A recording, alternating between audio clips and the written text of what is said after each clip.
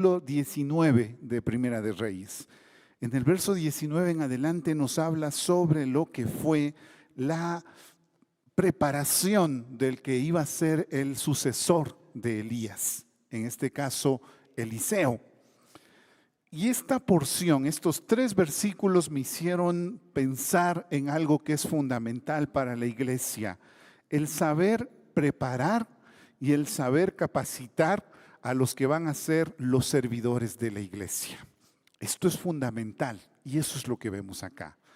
¿Por qué es tan importante? Porque si no sabemos escoger bien a los siervos de Dios, si no sabemos dejarnos guiar por la voluntad de Dios para escoger a los servidores de Dios, pueden suceder graves problemas en la iglesia. El texto bíblico me habla de qué es lo que sucede cuando no escogemos bien. Y por dar un ejemplo, quisiera que me acompañen en Jeremías al capítulo 23, verso 32. No vayan a perder Reyes, eso sí. Jeremías 23, 32. Es Dios el que habla con el profeta Jeremías y le dice algo respecto de los predicadores, de los profetas que había en ese tiempo. Jeremías 23, 32 dice: He aquí, dice Jehová, yo estoy contra los que profetizan sueños mentirosos y los cuentan y hacen errar a mi pueblo con sus mentiras y con sus lisonjas. Y yo no los envié ni les mandé, y ningún provecho hicieron a este pueblo, dice Jehová. Vemos que el profeta Jeremías recibe una dura palabra de parte de Dios. Ellos que dicen que son enviados míos, yo no los he enviado. No fueron enviados por mí. ¿Y qué es lo que están predicando? Visiones, sueños mentirosos, cosas que no han salido de mí, dice Dios. Y entonces debo yo ser prudente, porque si nosotros comenzamos a escuchar mensajes de gente que no fue enviada por Dios, lo que va a pasar es que estoy siguiendo lo que no quiere Dios que siga. Hoy en día tenemos bastante de ese tipo de cosas. Tenemos gente que ni siquiera se ha preparado en la Biblia y quieren ser guías del pueblo de Dios. Yo ya les hablé de algún momento una amiga que se fue a Indonesia porque le invitaban allá, estuvo ahí en una iglesia, 5,000 personas, habló con la pastora de esa iglesia y le preguntó: ¿cómo haces para preparar los sermones? Y le habló un poco de visiones, de sueños y cosas por el estilo. Le dijo: pero ¿cómo te preparas en la Biblia? Y esta persona le dijo: no, yo no leo la Biblia, solo he leído Marcos, es lo único que yo he leído. ¿Cómo una persona que no ha preparado su estudio de la palabra te puede enseñar en lo que Dios quiere para tu vida? Lastimosamente, mucha gente se deja guiar porque les gusta, porque les entretiene, porque suena bonito, porque es chévere. Y por eso escuchamos algo que nos entretiene, pero que no nos ayuda a crecer. Una frase que a mí siempre me ha gustado de un filósofo antiguo que decía que en el mundo, en la plaza pública, hay 2 tipos de personas. Están los médicos y están los cocineros. Y nosotros somos como niños que vamos delante de ellos y el médico me dice: tienes que comer verduras, tienes que comer frutas, tienes que comer saludable. Mientras que el cocinero me dice: ¿qué quieres? ¿Un pastel, un dulce, un chocolate? Y nosotros nos lanzamos al cocinero porque nos gusta lo que nos da. Y así somos nosotros, decía este filósofo. Como nos gustan los dulces y los chocolates que nos mandan algunos falsos maestros, nos dejamos guiar. Pero no vamos por la comida saludable que es la palabra de Dios. La palabra de Dios sí es entretenida en muchas ocasiones, pero lastimosamente, mi hermano, no siempre lo es, porque hay veces en que tiene que golpearte y te va a golpear duro, porque tiene que corregirte, porque a la palabra de Dios no le interesa ser entretenida. Lo que le interesa es corregir lo que estamos haciendo mal. Y eso cuesta, no nos gusta. Así que si nosotros comenzamos a buscar falsos maestros que nos enseñan un montón de cosas que nos entretienen, no vamos a crecer espiritualmente. Algún momento fui a una conferencia de los que son de esta línea Y recuerdo que yo veía el reloj 2 horas y la gente entretenida. 2 horas hablando este tipo y la gente entretenida. Claro, estaban entretenidos. Pero la pregunta era, ¿estaban siendo alimentados? ¿Estaban recibiendo palabra de Dios? No. Eran una tras otra, chistes tras chistes y una serie de anécdotas súper divertidas que hacían que la gente se sienta entretenida, pero no estaban recibiendo palabra. Cuando el que está predicando no es una persona escogida por Dios, eso es lo que pasa. Predican mentiras, lisonjas y engaños al pueblo. También puede suceder otra cosa, que comienzan a volverse mercaderes de la iglesia.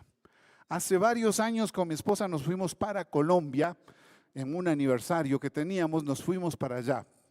Y nos fuimos a conocer el Parque Nacional del Café. Por mi esposa, no es porque a mí me gusta el café por si acaso. Fuimos para allá. Y cuando estábamos allá, estuvimos en Cali conversando con algunas personas. Uno de los que estaban ahí era una persona que quería ser pastor y estaba quemándose las pestañas, no estudiando, trabajando. Y estaba trabajando para ahorrar. Y centavito tras centavito ahorraba. Y cuando yo le pregunté por qué ahorras, me decía, lo que pasa es que tengo que darle al apóstol $10,000 para que él me dé su bendición, porque cuando tenga la bendición seré pastor y ya no tendré que trabajar. Esa era la idea que tenía. Me estalló la cabeza hace rato escuchando ese tipo de cosas. Primero, hacían de la iglesia tipo franquicia. Tienes que pagar $10,000 para recibir la franquicia del apóstol X. Y la gente está dispuesta a pagar eso. Segundo, pensaban que el trabajo del pastor no es trabajo. Y los que han estado en el servicio del Señor saben qué duro que es el servicio de la casa del Señor. Y por tercera cosa que yo veía terrible es que lo único que le interesaba es el dinero. No estaba preparándose en un seminario, no se estaba capacitando, no estaba estudiando la Biblia, estaba reuniendo fondos para comprar la franquicia y ponerse su iglesia. Ese tipo de personas son mercaderes de la fe. Y cuando ese tipo de personas están predicando, no están predicando la palabra. Tenemos que tener cuidado. Y quien está como responsable para escoger quiénes deben ser los servidores de la casa del Señor es Dios. Él es el que debe decidir. Y como iglesia nosotros debemos estar atentos y velando para que quien está presidiendo siempre sea la persona que Dios ha escogido. Si no, nos metemos en un tremendo lío. Decía un predicador hace 2 siglos, el que centenares hayan errado su camino y tropezado contra el púlpito es un hecho desconsolador pero evidente que se deja ver en la esterilidad de los ministerios y en el decaimiento de las iglesias que nos rodean. Es una calamidad espantosa para un joven errar su vocación y por lo que respecta a la iglesia sobre la cual se impone el conflicto en que su hierro la pone es de los más penosos que se pueda imaginar. O sea, ya es un problema para el chico haberse equivocado de carrera, pero es un problema para la iglesia tener a alguien que está predicando que no tuvo el llamado de Dios, es decir, que no está compartiendo la palabra de Dios. Si tú vas a, no sé, pues si tú vas tal vez a un restaurante, lo que suelen decir, ¿no? Te vas a un chifa, lo que tú esperas es que te den un chaulafán. Pero si tú vas a un chifa y lo que te están ofreciendo es una fritada, tú te quedas sospechando, o sea, este no era supuestamente especializado en comida china. Y de igual manera, si tú vas a un restaurante italiano, no vas a pedir un chaulafán. Tú sabes para qué va cada cosa. Cuando tú vas a la casa de Dios, lo que tú quieres escuchar es ¿qué? Palabra de Dios. Que te ofrezcan otras cosas, por más entretenido que sea, no es lo más conveniente. Lo que tú necesitas, lo que tú buscas es palabra de Dios. Y eso es lo que debe llegar a tu corazón. Pero para hacer eso debemos estar velando porque quienes estén en el altar sean personas que han recibido ese llamado. Otro de los problemas que se da en las iglesias cuando la persona no ha sido llamada es que se da, por dar un ejemplo, problemas de adulterios. problemas de robo, problemas de lavado de dinero. Y sí, se han dado casos. En Santo Domingo, allá por el Mar Caribe, se dio un caso hace unos 4 años ya debe ser, donde un pastor fue descubierto que estaba haciendo lavado de dinero, estaba en conversaciones con el narcotráfico y sacaba dinero del narcotráfico para embellecer la casa y también para embellecer la casa del Señor. Así es como estaban haciendo las cosas. No es el único caso, ya les mencioné otro caso en México que fue similar. El pastor de la iglesia, además de pastor, era alcalde del pueblo y también era el capo de la mafia de ese sector. Las 3 cosas en el mismo lugar. ¿Por qué hacía eso? Porque veía que era rentable la iglesia, así que se puso su iglesia. Cuando dejamos que eso pase, comienza a haber problemas dentro de la iglesia. Quien está en el altar tiene que ser la persona que Dios escogió, la persona que Dios llamó. Y Elías tuvo que haber estado muy cauteloso para tomar la decisión de a quién voy a escoger de parte de Dios para esta labor. Eso es lo que estamos viendo acá. También se puede dar problemas de vanidad, que comienza el pastor a querer él lucirse, él ser la estrella de la iglesia. Y cuidado que eso no es así. La estrella de la iglesia es Cristo, Él nada más. Y debo yo menguar para que Él crezca, tal como nos enseñó Juan el Bautista. Así que todo esto se da cuando fallamos en esa área. Ahora, la pregunta entonces es, ¿qué es el pastor? ¿Cuál es la responsabilidad del pastor que tú tienes que estar velando, que debe cumplirse en el pastor? Primero, 2 Corintios capítulo 5, verso 20.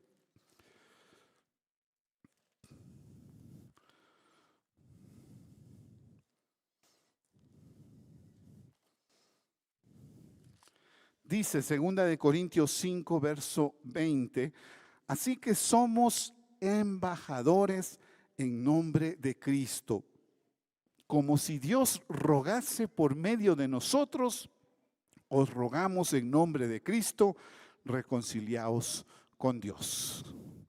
¿Cuál es la labor que se le plantea al siervo de Dios? ¿Qué es llamado a ser? Un embajador de Jesucristo. Es el representante delante de los hombres de Dios. Esa es su responsabilidad. Hace un par de años, bastantes años, cuando estábamos recién casados con mi esposa, me invitaron a unas conferencias en Bolivia, en La Paz. Y yo feliz de poder ir para allá, conocer otra ciudad y todo. Fui para allá, recién casado. Llego allá y a lo que estoy entrando me piden la cédula. Presento mi cédula y los que tienen más años se acordarán que antiguamente se acostumbraba que cuando te casabas tomaban la cédula y la perforaban. Voy allá a Bolivia con mi cédula perforada. Presento en aduana y me dice, esto no sirve, esto está perforado. Digo, no, es que en mi país se acostumbra a hacer eso. Y dice, pero ¿en qué país del mundo van a hacer las cosas así? En mi país, le digo.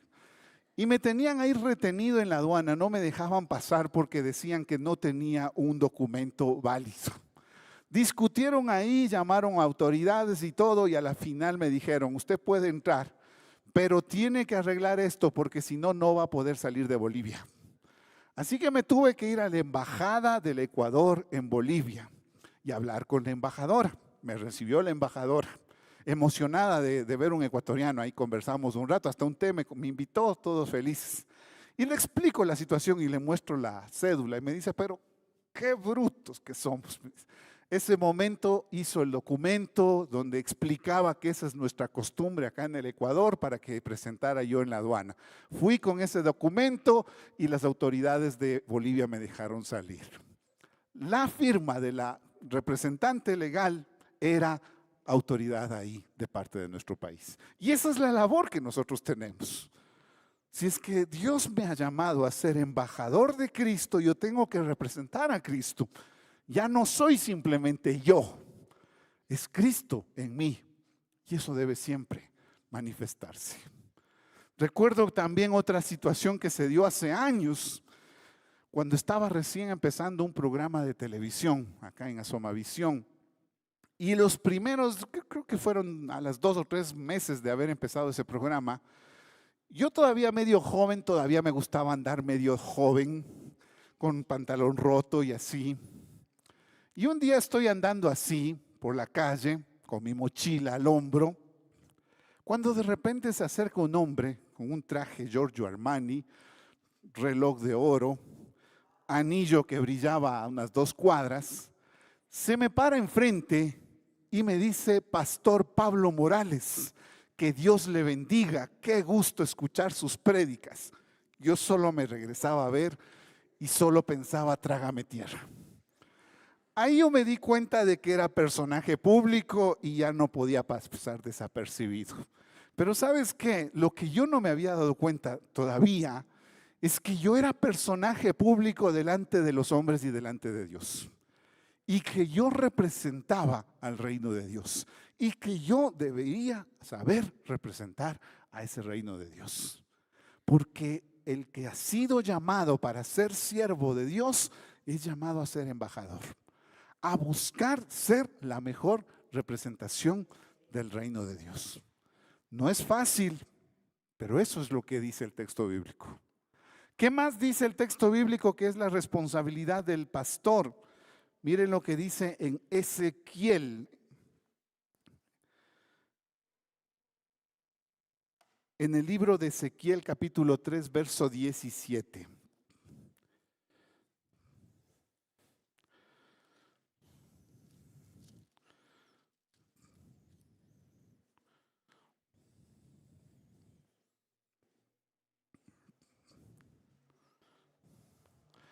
Si se les complica encontrar, no se preocupen, estamos a un par de semanas de arrancar nuevamente nuestros cursos de formación espiritual. Y para gracia de todos ustedes va a ser los domingos. Así que estén atentos que ya mismo retomaremos esos estudios. Ezequiel 3:17, ¿lo encontraron? Ahora sí, amén, toditos. Dice la palabra: Hijo de hombre, yo te he puesto por atalaya a la casa de Israel. Oirás pues tú la palabra de mi boca y los amonestarás de mi parte.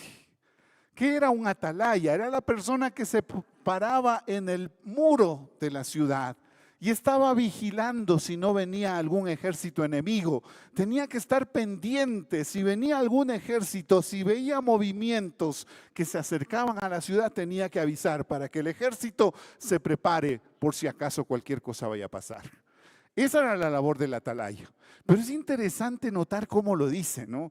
El texto, miren otra vez cómo dice: Oirás pues tú la palabra de mi boca y los amonestarás de mi parte. Es como que la atalaya en este caso estuviese viendo a qué rato viene la palabra de Dios. A qué rato viene la palabra de Dios. Ahí viene la palabra de Dios. Viene la palabra de Dios y tenía que avisar al pueblo.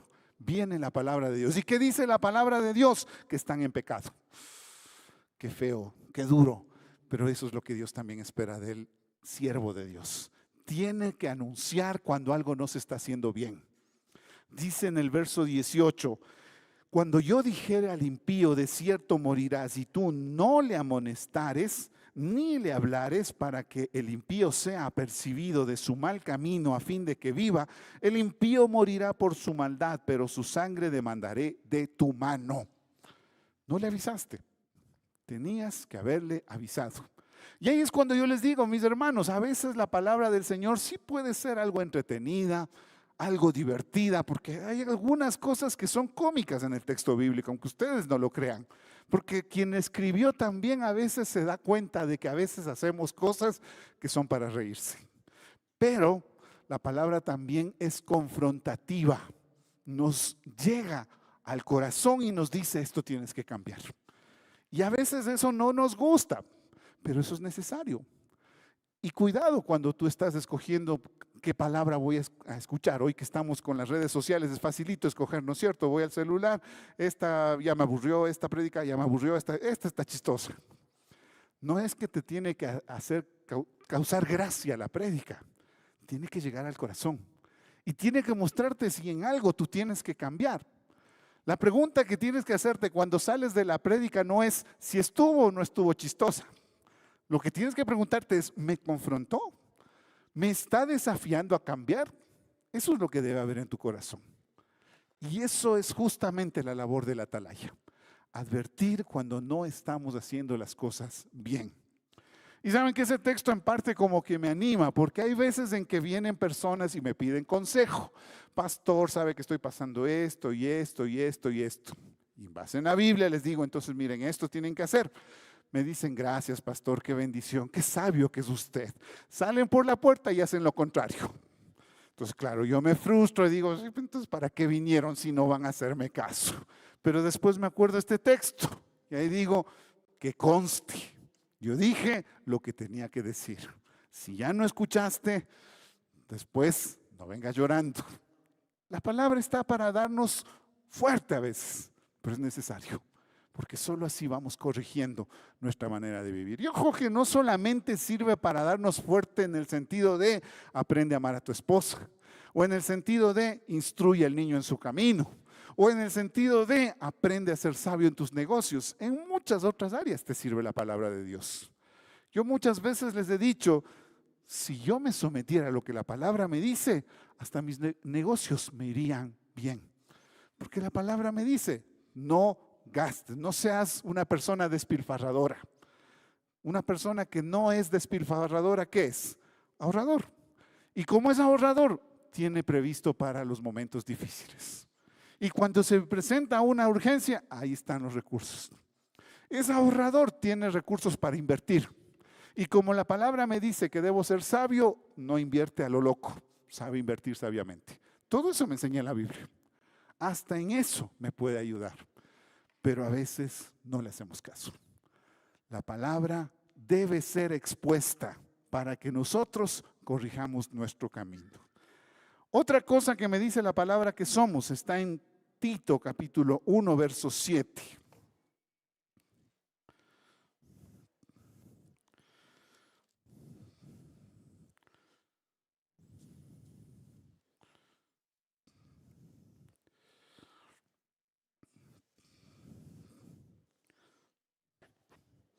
Tito 1:7.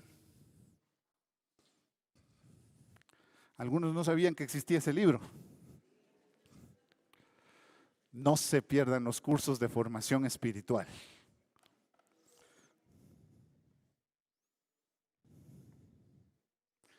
Tito 1:7 dice lo siguiente, porque es necesario que el obispo sea irreprensible como administrador de Dios. Hay un par de cosas, ya solamente con esas palabras nomás. Ahí le llama, ¿cómo es que le llama al pastor? ¿Cómo le llama? Obispo le llama. No avispado, no, eso no. Obispo. ¿Qué es obispo? La palabra obispo significaba, en el idioma en que fue escrito la Biblia, supervisor. Eso también es el pastor, el que supervisa, el que está para poder supervisar y ver cómo estás llevando tu vida y guiarte para que tú puedas hacerlo correctamente. Pero yo no puedo supervisar tu vida si tú no vienes y me dices, pastor, así estoy en mi vida. Esto es lo que está pasando. Yo recuerdo siempre un hermano que sabía venir más o menos una vez al mes. Me decía, pastor, ¿tiene tiempo? Sí, claro, vente. Venía y me daba cuenta de todo lo que estaba haciendo en su vida. Y me preguntaba si está bien o no está bien. Yo no puedo ir a tu casa y decirte, a ver, dime cómo están las cosas. ¿Con tu esposa todo bien? ¿Con tus hijos todo bien? ¿Está bien con ustedes? Tus hijos dicen que no. Yo puedo hacer eso, pero depende de ti el buscar esa supervisión, el poder buscar al pastor y decirle, pastor, ayúdeme, ¿qué debo hacer correctamente? Porque si no, comenzamos a caer en lo que es el abuso espiritual, donde el pastor comienza a buscarte y a decirte, no, se han ido de vacaciones y no me han pedido permiso. Eso yo no puedo hacer. Y si en una iglesia te están pidiendo hacer eso, el pastor, esa iglesia sale corriendo. El pastor no tiene esa autoridad. Pero si tú pides al pastor, pastor, ayúdeme, esto es lo que está pasando en mi vida. ¿Está bien? El pastor te puede orientar, pero la decisión final es tuya. Cuando tenemos falsos maestros, se creen dueños de la iglesia, dueños de los hermanos, dueños de cada familia. Y eso no es bíblico. Así que el pastor es un supervisor, pero además de eso que dice, capítulo 1, verso 7, es necesario que el obispo sea irreprensible como ¿qué? Administrador de Dios. El pastor está para administrar las cosas de la iglesia. Pastor David Mutre, el presidente de la Alianza a nivel nacional, nos decía el día miércoles que estuvo por acá, nos decía: pastores, ustedes son los administradores de la iglesia. Si necesitan ayuda, contraten a un administrador, pero él está a su cargo. No dejen ustedes, no es que el administrador sabe, yo no sé. Ustedes son los responsables delante de Dios y delante de las autoridades. Asuman su responsabilidad. Administrador de Dios. ¿Y eso qué significa? Que sé manejar correctamente las cosas y que yo tengo que ser responsable de lo que pasa. No sé, yo no fui, ahí verán quién se hizo cargo. El pastor es el responsable. Así que todo eso es el pastor. Miren que no es tan fácil, como les decía hace poco, ¿no? Que algunos dicen, no, es que qué bueno ser pastor para no tener que trabajar. O por ahí alguno decía: pastor, qué lindo, me gustaría su trabajo, solo los domingos trabaja. No es así. Cada día tenemos que estar en múltiples tareas de preparación de sermones, preparación de estudios bíblicos, de capacitación, de orientación, de visitación, de consejería, y pare de contar. Así que todo eso es responsabilidad del que es llamado. Ahora sí, volvamos a raíz y veamos cómo fue ese proceso de llamamiento de Eliseo. Primera de Reyes, capítulo 19.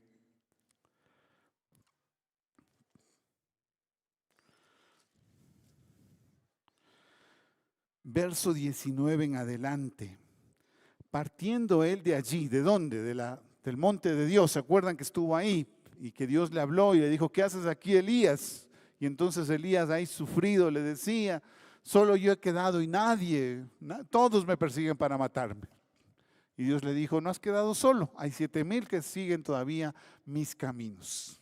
Y vas a hacer lo siguiente, le dijo Dios: vas a ungir al rey de Asiria, vas a ungir al rey de Israel y vas a ungir al futuro profeta de Israel. Sale de allí, verso 19, partiendo él de allí, halló a Eliseo, hijo de Safat, que araba con 12 yuntas delante de sí, y él tenía la última. Y pasando Elías por delante de él, echó sobre él su manto. Aquí ya me dice unas cuantas cosas interesantes sobre este llamado. Primero dice que tenía 12 yuntas de bueyes. Eso significa que la persona tenía recursos. Nosotros, como no manejamos mucho el tema de las yuntas de bueyes, no sabemos mucho. Pero para decirlo en términos bien, pero bien criollos, bien de nuestra tierra, diríamos que Eliseo tenía hasta plata. Ahí queda claro, ¿no es cierto? Ese era Eliseo. Era una persona de mucho dinero. Que tenga 12 yuntas de bueyes demostraba que tenía bastante dinero en el sector en el que está viviendo. Segunda cosa que nos muestra ese texto, dice que él estaba trabajando con una de las yuntas de bueyes. ¿Qué nos dice eso? Que a pesar de tener dinero, él sigue trabajando. No es que ya me hice la plata, ya me gané la lotería, ahora sí, a disfrutar de la vida, no tengo que trabajar. Seguía trabajando, se seguía esforzando. A veces nosotros soñamos con ese negocio del millón, que por fin ya no tengamos que trabajar. Pero acá nos da una buena lección de vida. Él más bien sigue trabajando, se sigue esforzando, sigue haciendo las cosas diligentemente. Así que, mi hermano, tienes ahí un ejemplo de vida. Si quieres ser de bendición, trabaja. ¿Quieres que Dios te prospere en tu vida? Trabaja. ¿Ya tienes prosperidad en tu vida? Sigue trabajando. Es la manera en que nosotros estamos bendiciendo a Dios. Ahora, me salto hasta el verso 21 y noten ustedes lo que pasa. Y se volvió y tomó un par de bueyes y los mató. Y con el arado de los bueyes coció la carne y la dio al pueblo para que comiesen. Después se levantó y se fue tras Elías y le servía. Lo que está haciendo es, primero, tremendo gasto. No sé si estoy en lo correcto, pero creo que me decían que un buey más o menos puede costar unos $1,000, algo así me decían. No sé si será cierto, pero asumiendo que ese es el valor. Si son dos, porque la yunta eran los dos bueyes, significa que se gastó $2,000 en ese momentito. Pero es posible que haya costado más en ese tiempo. Se gasta todo eso, quema los instrumentos de trabajo y cocina al buey y lo da de comer a todo el pueblo. Imagínense, unas 300 personas como bajo habrán vivido ahí, a todos ellos les da de comer. ¿Qué significaba esto? Estaba significando para Eliseo, hasta aquí llego. Corto con todo lo que era mi vida pasada y de aquí en adelante le sirvo al Señor. A veces pensamos que Dios va a buscar al que no, tal vez no, Señor, yo tengo muchos negocios, tengo muchas cosas que hacer, tengo mis business aquí y allá, Señor, tengo que estar viajando todas las semanas a Miami, Señor, ¿cómo me vas a pedir que yo sirva en la iglesia?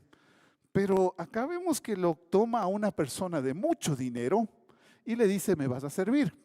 Y lo que hace esta persona es dejar su mucho dinero y seguir a Dios. Te voy a servir a ti, Señor. No es pretexto el pensar, no es que tengo mucho trabajo. Eliseo tenía trabajo. Como lo encontró Dios era trabajando. Y aún así, vas a servirme. Y le sirvió. Y fue gran bendición para el pueblo de Dios.